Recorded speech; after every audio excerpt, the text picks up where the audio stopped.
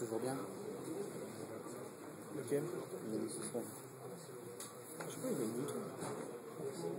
Pourquoi il faut toujours que la fonction de multi-écran pose problème? Je ne sais pas si vous avez remarqué, ça arrive à chaque fois. Donc on a juste un problème de... Pour rebalancer l'écran. FNF5. Ouais, FNF5, mais c'est ça qui fonctionne jamais. Je dis ça, mais je me suis fait un gros badge de FNF5 pour l'express. Bon, ben, en attendant, tiens, ben, je vais lancer le premier jeu concours. Vous allez jouer malgré vous. Ce soir, on a dans les sympathiques personnes qui décident d'apporter des choses pour le POG. Alors on a Alexis qui a discuté avec Digibooks, l'éditeur, et Pearson pour nous avoir des bouquins, et j'oublie toujours ton prénom, Jérôme, qui discute toujours avec Manning et qui nous a des e-books. Alors ils vont être tirés au sort, tout bêtement, sur les... ils ont déjà été tirés au sort. Oh, tu fais très fort. Alors, roulement de tambour, c'est bon. Alors donc on a donc 5 bouquins que je vais donner. Hop là, on va les empiler. Et le 6e, ce sera Manning. C'est Manning, je mens pas. Manning. Alors, donc le premier, donc développer des applications professionnelles avec Android 2. Pour ceux qui ne connaissent pas, il a été rédigé par Reto Meyer, qui est Google évangéliste, si je ne dis pas de bêtises. Si, c'est ça. Et voilà, gros niveau. On ne démarre pas sur Android avec ça. C'est plutôt pour continuer à maîtriser Android. Alors, donc, dans l'ordre. Non, on n'est pas dedans. Ah ben il est là. Johan. Donc, on va aller tirer avec ça. Alors, le deuxième. Je prends dans l'ordre les noms qui ont été tirés. Alors, ça a été fait donc sur la liste des inscriptions. Donc, ceux qui se sont inscrits en ami de quelqu'un, je suis désolé, je ne les ai pas. Ceux qui ne se sont pas inscrits, ça vous apprendra à vous inscrire. Et ça a été fait avec random.org. J'aime bien le site qui est marrant. Alors, ah voilà, des prénoms que je vais écorcher. Wafa Benelkadi. Ah non, c'est quelqu'un? Oui. Bon, mais non. Donc je refais l'appel au cas où. Wafae Benelkadi. Non, bon, mais alors suivant. Didier Sanchez. Ben voilà. Parce que t'as levé la main, c'est juste avant. Où ton pote? Bon. Il faut se lever pour venir le chercher.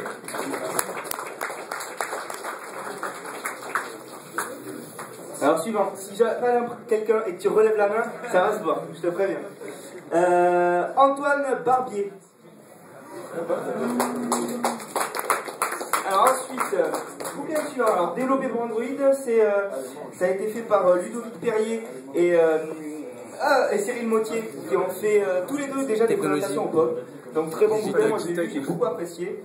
Une bonne approche pour pareil, c'est pas pour les débutants, c'est plutôt pour les expérimentés. Il y a des outils un peu avancés et puis surtout des perfs à améliorer. Alors, Patrick Bouillou.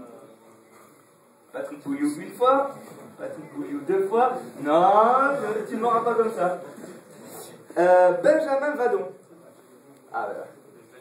Ah, tu le remets en jeu? Ou sinon, Manning, c'était... ou sinon, le e-book de Manning. C'était... c'est Android in Practice. Donc, Android in Practice, offert par Manning. Alors là, je ne connais pas par contre le e-book. Là, tu vois avec Jérôme après. Applaudissements. Ah ben, est-ce que c'est celui-là? Jérôme de Rosard. Jérôme, c'est pas toi de Rosard? Hein? Ah mais tu connais, bon mais... Moi aussi je le connais. C'est en règle parce qu'il fallait être présent. Bah oui, il a failli gagner un truc quoi.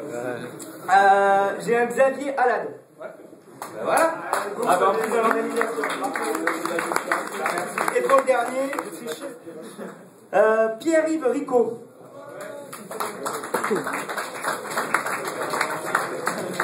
Bon ben, Félicitations à tous. Donc si vous avez comme ça des petits lots à faire gagner, n'hésitez pas à venir les faire gagner. On les distribuera comme ça sur les inscriptions. Ça vous incitera à vous inscrire. Bande de tricheurs. Bon, mais nous sommes bons pour PayPal, messieurs. Bon courage. Bonsoir à tout le monde. Bonsoir. On applaudit après, mais on se calme. Exactement. Alors, uniquement une brève introduction, après on va faire la présentation pour PayPal. Donc, je suis Conrad Tomassoni, je suis responsable de la communauté de développeurs pour PayPal en Europe. Je voudrais, la première chose, remercier Stéphane pour la possibilité de venir cette soir pour vous présenter la nouvelle plateforme de PayPal et la possibilité d'intégrer dans l'application Android PayPal comme moyen de paiement. Et maintenant, PayPal a ouvert la plateforme en 2009, et maintenant possible d'intégrer dans l'application Android et en application basée sur iPhone, iPad, PayPal comme moyen de paiement.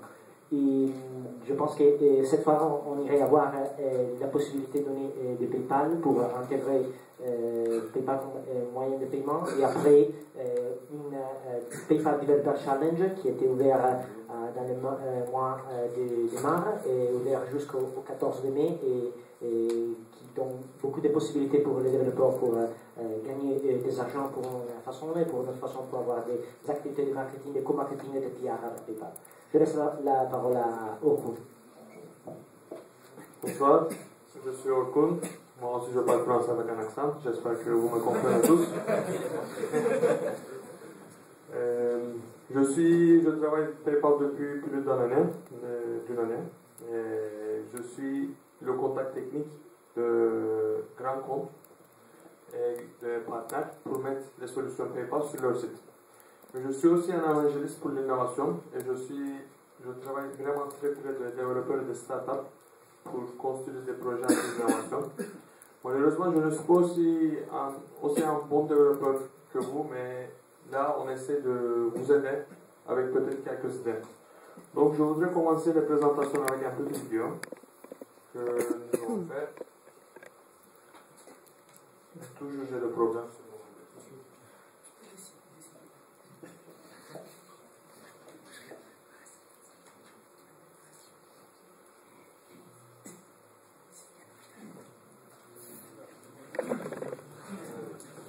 Ça commence bien.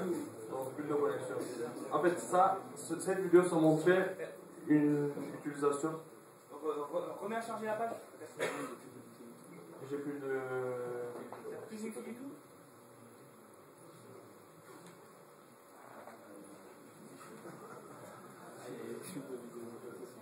Est-ce qu'on va avoir quelque chose?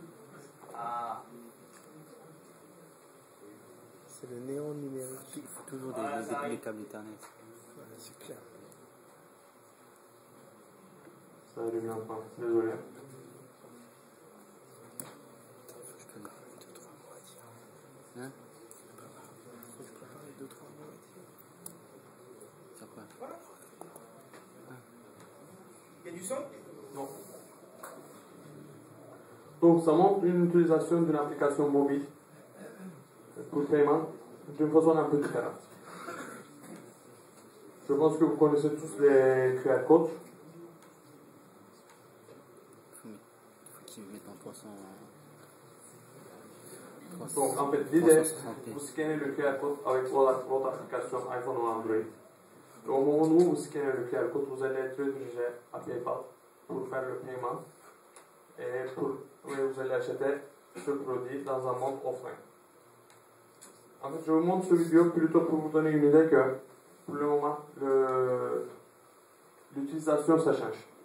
Il y a 5 années, on ne pouvait pas penser à une utilisation comme ça parce qu'on n'avait pas des devices et des appareils comme ça. On pouvait penser à acheter sur Internet, sur le e-commerce. Donc, je vais juste donner un peu les chiffres pour le e-commerce. Vous connaissez peut-être PayPal. Combien de personnes ont un compte PayPal ici? Pas mal. Donc, je vais passer ces informations très rapidement, ne vous inquiétez pas. En fait, Globalement, il y a 224 millions d'utilisateurs et en France, il y a plus de 10 millions d'utilisateurs. Ça date un peu cette présentation. Ça veut dire qu'il y a un tiers de cyberagenteurs qui utilisent PayPal.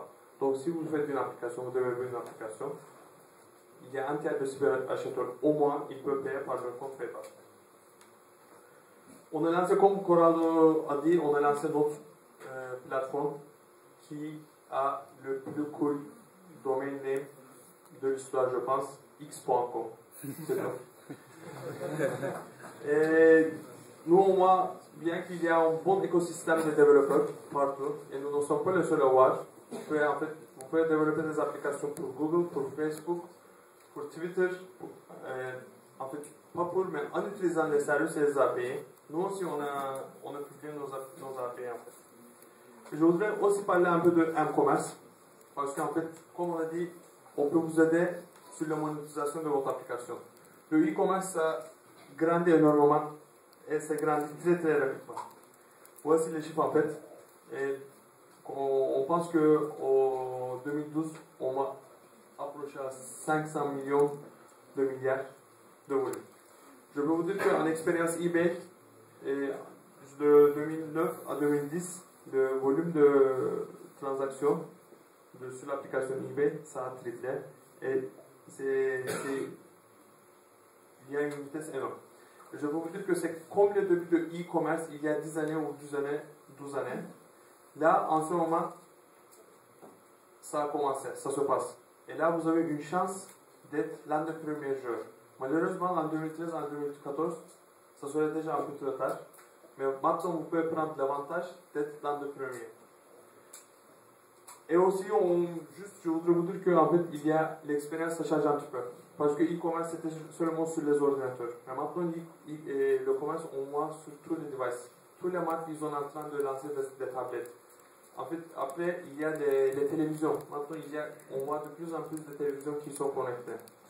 Donc, je pense que ces différents appareils, ils vont converger. Et le but de PayPal, on essaie de vous donner des API que vous pouvez utiliser pour toutes les plateformes. Là, aujourd'hui, on serait plutôt focusé sur Android, bien sûr, parce que c'est notre but.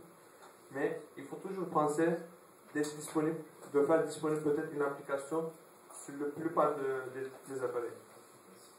Mais quand même, nous avons, si on se focus sur le mobile, quand même, nous avons des barrières. C'est quoi les barrières?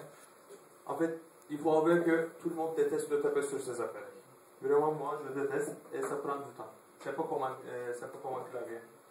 Et aussi pour le paiement, personnellement, c'est difficile de taper son numéro de carte de crédit avec tous ces problèmes de sécurité. Quand même, les utilisateurs, ils ont peur de donner leur carte de crédit sur mobile. Donc, qu'est-ce qu'on a fait pour mobile? Nous avons lancé des produits. Il y a 2 librairies et aussi il y a le Mobile Express Checkout. Les librairies, surtout sur l'Android, j'ai testé personnellement. C'est très facile à intégrer et c'est un bon librairie. Vous pouvez utiliser dans vos applications Android pour la partie paiement. Il y a aussi Mobile Express Checkout que vous pouvez utiliser dans le mobile site. Parce que c'est toujours une question. Est-ce qu'à long terme, est-ce que les mobiles sites ils vont survivre ou les applications? On ne sait pas les réponses pour le moment. Nous, en étant PayPal, on n'a pas de choix. On nous supporte dans tous les deux. Ça, c'est le capture d'écran de Mobile Express Checkout. Vous êtes sur le site marchand. Après, vous allez être redirigé à PayPal. Et là, sur cette page-là, le client il va entrer son email et son mot de passe. Il va choisir sa méthode de paiement, son adresse de livraison et il va cliquer sur Pay Now pour finaliser cette transaction. Ça, c'est notre librairie qu'on a lancée. L'interface pour l'utilisateur final, c'est la même. Vous pouvez utiliser les différentes fonctionnalités de Adaptive Payments que je vais parler tout à l'heure. Je pense que c'est toujours plus facile d'entrer une adresse email ou même un numéro de téléphone avec une adresse PIN. Et c'est toujours plus facile que d'entrer les informations de carte de crédit. Et aussi l'avantage de PayPal en fait, en étant développeur, vous pouvez obtenir par exemple l'adresse de livraison ou les informations d'un utilisateur. Ça veut dire que dans ce cas-là, vous pouvez vraiment optimiser l'entrée des informations, la saisie des informations sur votre application. Je pense que tous d'accord que les gens en général n'ont pas. Vous pouvez utiliser bien sûr pour les donations aussi. En fait, surtout en Angleterre et aux États-Unis, on voit beaucoup que PayPal est utilisé beaucoup pour les donations.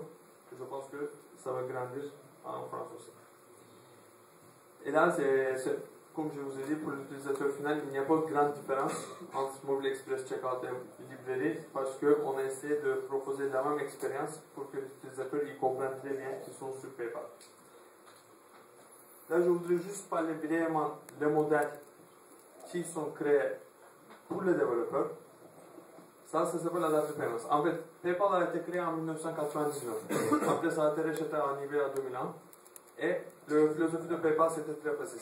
Il y avait une personne qui envoyait l'argent et l'autre personne qui recevait. C'était ça. Mais du coup, il y a 2 années, il y a un autre besoin qui est né. En fait, les développeurs. Les développeurs, ils veulent fournir des plateformes, mais ils ne veulent pas prendre des responsabilités de paiement et ils ne veulent pas toucher au fond. Mais ils veulent proposer d'autres solutions. C'est pour ça qu'on a introduit parallel payment et chain payment. Par exemple, dans le cas de chain payment, on peut penser que vous lancez une plateforme et après vous lancez une plateforme de musique par exemple et vous avez des différents fournisseurs, mais l'utilisateur final vous paye et pendant la même transaction vous payez aussi vos fournisseurs. Ou aussi, vous ne voulez pas toucher de l'argent, mais vous pouvez faire seulement un appel à payer pour que l'utilisateur paye directement à vos fournisseurs. Ce sont les différents modèles possibles. Et ça, c'est notre site web, x.com. Vous pouvez vous allez voir toutes les informations dedans. En fait, vous pouvez télécharger les librairies. J'ai une petite vidéo qui n'est pas connectée. Ça, c'est mon application test. C'est vraiment moche, je sais, mais c'est juste pour montrer que l'expérience utilisateur, comment ça se passe. Je ne suis pas un bon développeur du tout et ça m'a pris 10 minutes d'intégrer mon application. C'est vraiment très facile d'utilisation de librairie. Vous pouvez télécharger à partir de x.com. Vous allez trouver dedans les documentations. Vous voyez l'adresse de livraison, je peux changer. Le funding source, le source d'approvisionnement, je peux changer aussi. Et cette adresse de livraison, grâce à un callback, vous pouvez obtenir dans votre application en fait. Vous allez trouver dans le librairie une documentation qui explique tous les paramètres, etc. Et aussi un exemple d'application de pizza que vous pouvez tester sur votre simulateur et que vous pouvez voir.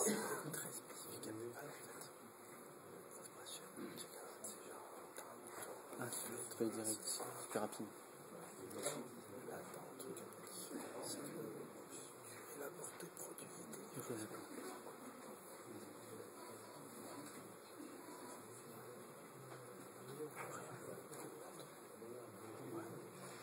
Donc je vais parler un peu très brièvement de l'intégration parce que comme je vous ai dit, je pense que vous êtes tous, vous développez mieux que moi. Je pense que vous allez vous intégrer, vous allez vous adapter plus rapidement que moi. En fait, c'est un ami qui m'a filé, c'est un collègue qui m'a filé ces lignes de code et il m'a dit à la dernière minute que ce code en fait ça ne compile pas. Donc s'il y a des erreurs, je ne suis pas responsable. Donc, il faut initialiser les librairies avec cette méthode. Ne vous inquiétez pas, dans les librairies que vous allez télécharger, le code se compile. Ça, j'ai testé personnellement. Après, il y a 3 environnements possibles. C'est Live, bien sûr. Sandbox, en fait, c'est notre environnement de test qui est tout à fait pareil que l'environnement de production. Ça vous permet de faire vos tests. Et aussi, environnement, ça vous permet de développer quand vous êtes déconnecté. Bien sûr, il faut mettre à jour le manifeste, comme la plupart des applications, la plupart des librairies d'Android. Et vous avez des différentes possibilités de boutons. En En fait, l'application, la librairie va vous générer un bouton que vous allez mettre dans votre application. Ça peut être Pay with PayPal ou Donate with PayPal. Bien sûr, c'est localisé en français. Payer avec PayPal ou pour les donations. Je peux pas me souvenir de la... Donc après, il faut juste initialiser en click méthode la librairie avec les paramètres, comme les devises, comme l'adresse de receveur. Et aussi, il y a le type de paiement. Et aussi, vous pouvez mettre des différents. Dans les paramètres, dans les documentations, vous allez trouver tous ces paramètres avec les possibles valeurs. Il y a deux options. Le premier, c'est la langue. Vous pouvez mettre français, anglais, les différentes langues. Et aussi, Shipping Enabled, comme je vous ai dit, en fait, ça vous permet d'obtenir l'adresse de livraison à partir de PayPal. J'ai oublié de vous dire, en fait, si vous avez des questions, n'hésitez pas à m'interrompre. Ça serait interactif, ça serait plus amusant pour moi, en fait. Là, parce que j'en ai marre de moi-même, en fait, j'en ai marre de moi, en fait. Donc, il y a trois possibilités. Paiement est OK, donc c'est bon, l'utilisateur vous a payé. Payment cancelled, il est annulé, parce qu'il y a toujours une option annuler la transaction et retourner à l'application, ou payment failed, donc il n'y a plus de source sur sa carte bancaire. C'est rejeté. Ce sont les langues qui sont supportées. Donc, la partie approve. Je pense que c'est l'une des parties un peu qui est difficile, l'approve. On est obligé de revoir toutes les applications qui utilisent PayPal parce que en Europe, nous sommes un banque luxembourgeois et nous sommes régulés très très fortement. C'est pour ça que quand vous utilisez la librairie PayPal, à la fin, il faut que vous soumettiez votre application et nous on revoit. En général, les revues, ça dure entre une semaine et 2 semaines, mais mon expérience, en fait, nos collègues, ils répondent plus rapidement qu'une semaine, mais en public, ils disent que c'est entre une semaine et 2 semaines. Pour soumettre votre application, en fait, c'est très facile parce que vous allez soumettre seulement le package APK sur x.com, bien sûr. Donc, quand vous allez soumettre l'application, en fait, sur le site, il y a une My Apps section. Quand vous allez soumettre l'application, bien sûr, on va vous demander quelques informations pour expliquer c'est quoi le modèle de votre application et aussi qu'est-ce que vous utilisez comme fonctionnalité PayPal. Comme je vous ai montré, c'est possible d'utiliser les différentes fonctionnalités. Donc, dans ce cas-là, vous allez choisir les fonctionnalités que vous avez utilisées dans votre application. Et aussi, bien sûr, vous pouvez ajouter des documents ou des captures d'écran, des éléments supplémentaires. C'est totalement transparent, la partie de revue. Vous pouvez connecter à x.com, vous pouvez voir l'état de revue de votre application. Bien sûr, si notre équipe a des questions à vous poser, ils vont vous contacter directement par votre email ou même en vous appelant pour avoir une interaction avec vous. En fait, la partie la plus importante, je pense que si vous avez une idée d'utiliser PayPal dans votre application, je vous conseille vraiment d'aller sur x.com. Je pense que ça va vous prendre une demi-heure de regarder un petit peu. Et surtout, il y a le PayPal X Developer Agreement. C'est pas long, mais je pense que c'est important de le lire avant de commencer à coder pour voir qu'est-ce que vous pouvez faire, qu'est-ce que vous ne pouvez pas faire. Parce que l'expérience, la plus mauvaise expérience possible, que vous codez quelque chose, mais à la fin, on vous dit malheureusement que vous ne pouvez pas faire ça. J'espère que ça n'arrivera pas. Et aussi, il y a une équipe dédiée aux développeurs. C'est paypal.com DTS. C'est Developer Technical Services. Vous pouvez ouvrir des tickets. Si vous avez des blocages pendant votre développement, si vous avez des questions pour les API PayPal, vous pouvez ouvrir des tickets et ils vont vous répondre très rapidement. Moi aussi, je suis un client d'eux. Oui, j'ai une question. Est-ce que vous pouvez donner 2 ou 3 exemples de choses interdites là? Par exemple, vous ne pouvez pas faire l'agrégation. vous ne pouvez pas faire agrégation. Vous ne pouvez pas dire que moi, je vais récupérer l'argent pour tout le monde et après je vais distribuer au compte PayPal des autres. C'est pour ça par exemple, on vous propose d'utiliser Chain Payments, de faire pendant la même transaction pour qu'on voit aussi les autres acteurs. C'était une des choses qui sont interdites. Et après, vous pouvez pas utiliser pour les applications frauduleuses. Mais normalement, il n'y a pas beaucoup de limitations. Mais par exemple, la plus grande limitation, ce n'est pas un cas plutôt pour les développeurs, mais par exemple, des grands comptes, quelquefois, ils veulent faire de l'agrégation et on ne parle pas ça. Quelle est la part que prend PayPal sur les transactions Excusez-moi. La part que prend PayPal sur les transactions qui sont effectuées. Le pourcentage. Les pourcentages, c'est en fait, en France, ça commence de 3,4% plus 25 centimes et ça peut diminuer jusqu'à, je pense, 1,4%. C'est lié au volume que vous faites, que l'application fait. C'est sur le paypal.com/tarif, vous pouvez voir le tarif public, ils sont publics en fait, vous pouvez aller. Mais en général, au début, on commence tous avec 3,4% plus 25 centimes par transaction. À chaque mise à jour de l'application, on doit refaire une soumission. Non, non. En fait, une fois que vous utilisez, on va vous fournir, une fois que vous développez votre application, on va vous fournir une app ID. Donc vous allez utiliser cette app ID tant que vous ne changez pas le modèle ou l'utilisation de PayPal dans votre application. Est-ce qu'on a le droit de l'application de proposer à l'utilisateur du in-app billing ou de PayPal?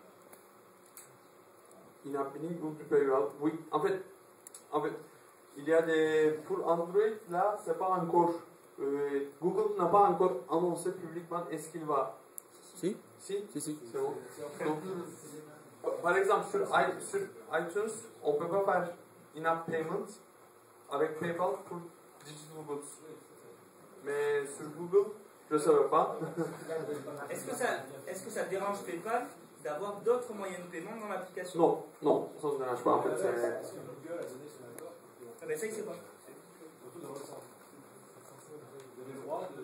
dans l'autre sens, Google, je ne suis pas au courant en fait pour le moment. Il y a la possibilité de Google, les marketplaces qui sont pas les Google Marketplaces, d'avoir des autres moyens de paiement. Sur d'autres marketplaces qui ne sont pas uniquement les Google Marketplace, il y a la possibilité d'avoir des autres moyens de paiement, spécialement pour les physical goods. Sur les Google Marketplace, maintenant, il y a la possibilité de. C'est très conseillé d'utiliser Google in-app purchasing pour les digital goods.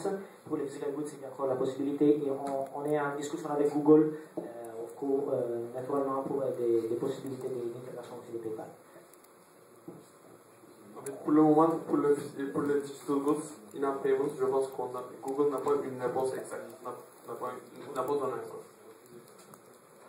C'est refusé? Non, c'est uniquement le digital goods.